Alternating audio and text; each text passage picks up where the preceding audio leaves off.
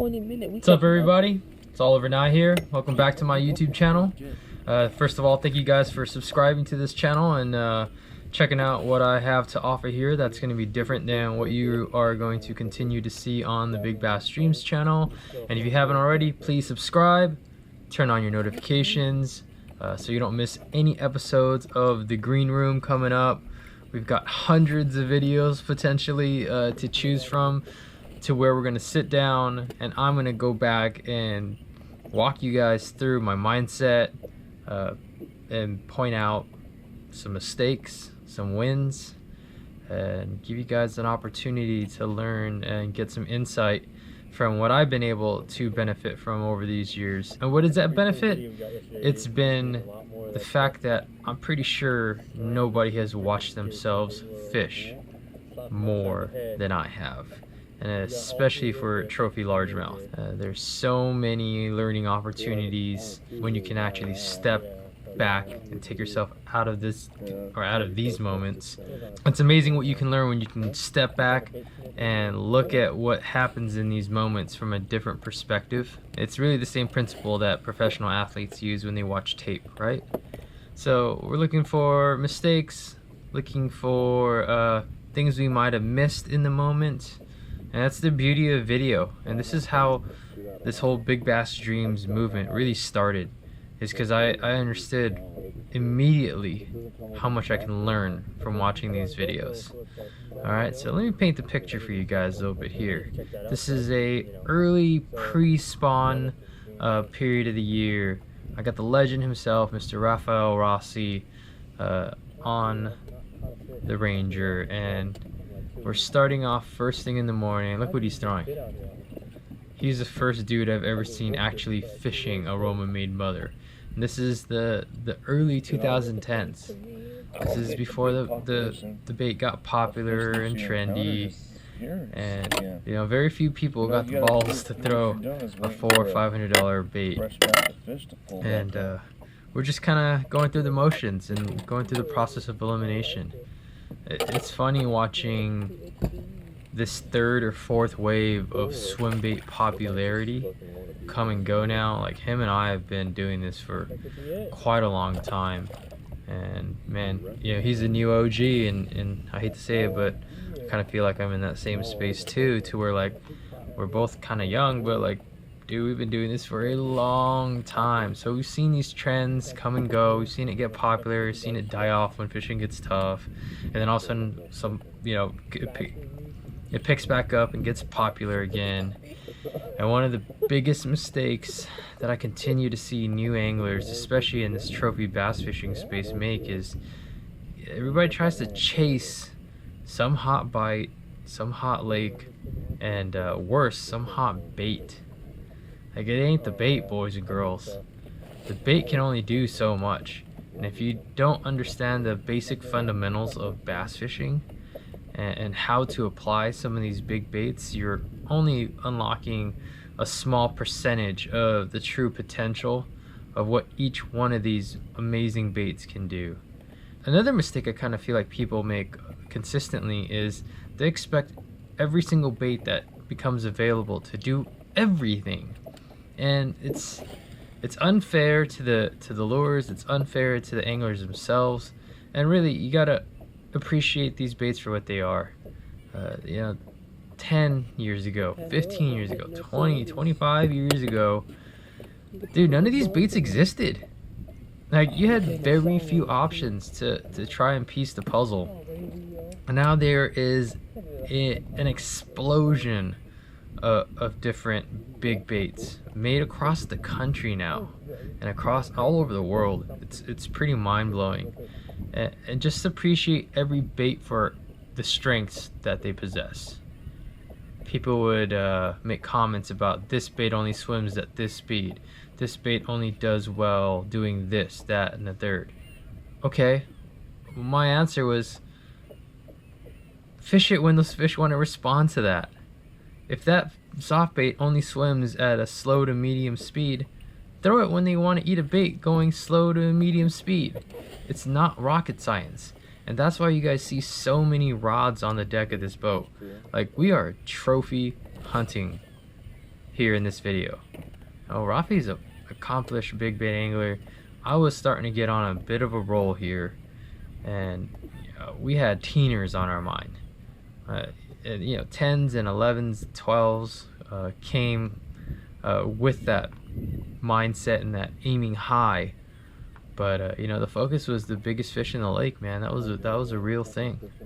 But to unlock that puzzle, we understood that we had to try a multitude of different options.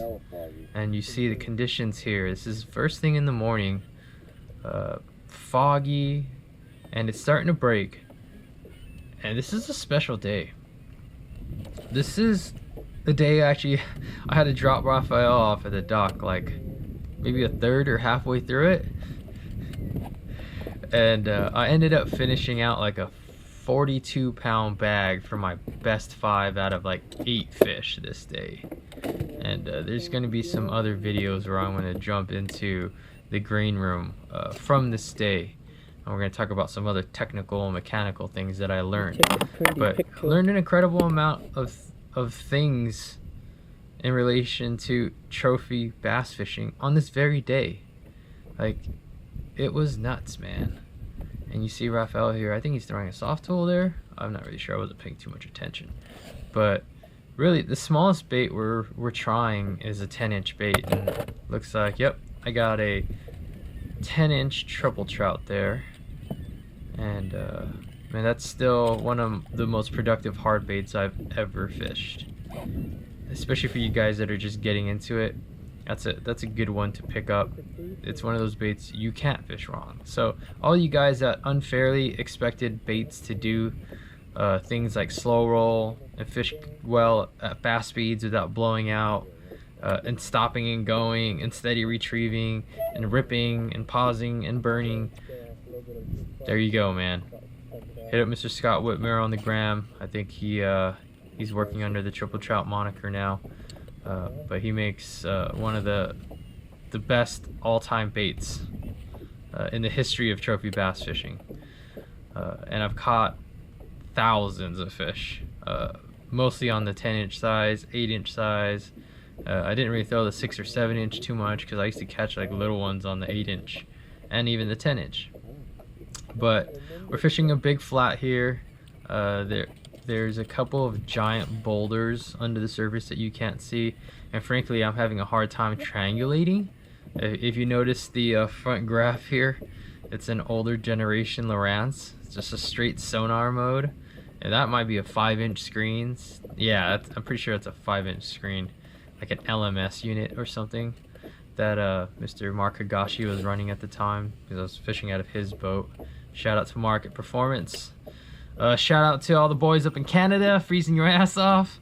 I'm actually trying to get this video shot, edited, and uploaded before I head out to the airport. I'm going to the Schaumburg Fishing Show in Chicago, so if you guys are in that upper Midwest area and it's within reach, come on down to the Schaumburg Show. I've got 2 seminars scheduled today, 2 for tomorrow, Thursday, and 2 on Friday before I gotta shake back out and get back to some of these big fish I've been on lately. Missed 2 more bites last night. Just freaking rust, man. Make sure your drags are set so when you set the hook, something actually happens instead of having line peel off of your reel. But back to this video here. We're going through the motions, fishing this big flat, and I'm trying to locate these big boulders that are sitting under the surface of the water because there's no GPS. There's no topographical map for me to reference. So I grew up learning how to like triangulate and line landmarks up in the background and trying to understand where I was in relation to that, because as you can see there, like, we're way off the bank. And yeah, man, we're just going through the motions. As you notice here, it's a little bit cold still. All right, I'm talking in regards to the water temperature. So I'm not imparting a whole lot of action into that triple trout. And I'm experimenting with different places or different levels in the water column that I'm presenting it. We were sitting anything from 10 to 15 feet at the time. So Rafael is actually throwing up onto the top of the flat, which is in 6 to 8 feet of water, and I'm kind of throwing off the other side of it, like off the break, and letting it sink down a little bit further.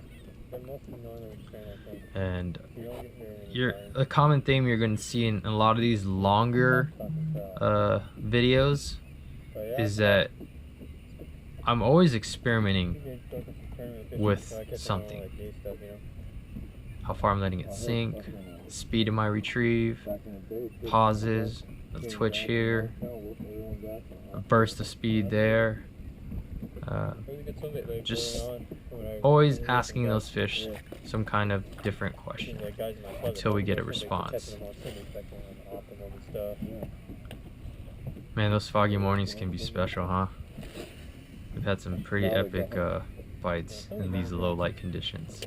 And low light conditions are a high percentage window of opportunity for these bigger fish, especially here in Southern California, especially for largemouth bass, and actually this largemouth bass in general. Something I found kind of peculiar was the last few years I've been targeting trophy smallmouth and thinking that they would be like the big trophy largemouth. Man, I used to get super excited when I'd get a morning like this, and I've come to learn those fish do not like this unless there's a topwater bite. Other than that, they like that high sun, lots of visibility. It's almost like the complete opposite of the largemouth fishing that I've been doing my whole life. So anyways, so as you can see here, I keep the nose of the boat pointed into the wind. Gives me better boat control. This is pre-spot lock era. It's crazy how far technology's come in the last decade. Like, it's a whole different game. Oh, here we go. And typically I don't set the hook on hardbait fish, but there's occasions where like I get bit at a point where I feel like I do have to set the hook just to clear line and get those hook points moving forward. Rafael's got a pretty unique netting style that works really well. He's never missed for me, but I don't suggest it for beginning netters. What I tell a lot of my clients is to just hold that big hoop in the water on the backside of the direction I'm pulling that fish, and I take responsibility in controlling that fish and leading it into the hoop. We'll go over netting mechanics in the future, but when you got someone that is highly experienced and skilled as Rafael on the net, just get it, bro. Like, look at this thing, man. First fish of the day. Gosh, I caught a lot of good fish on this day. I believe this fish was 10-2 or 10-4, something in that range. Just an amazing fish, you know, a fish of that caliber I chased for a very long time in my fishing career. But it's just one of those things, when a light bulb clicks, man, like, it's pretty special going through these experiences and embracing the trophy fishing journey.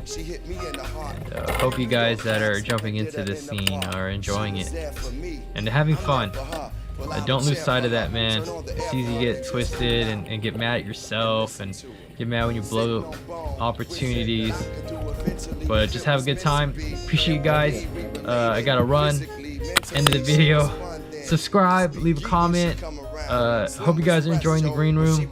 Lots more of this to come. Make sure to subscribe to the channel because this will not live anywhere else.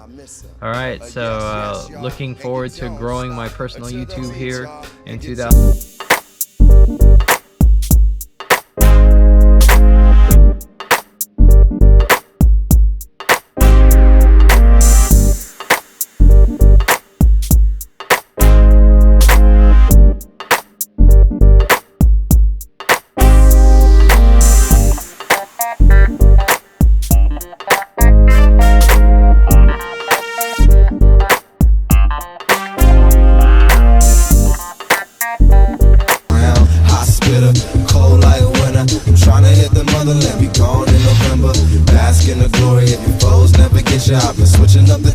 they telling me to simmer down.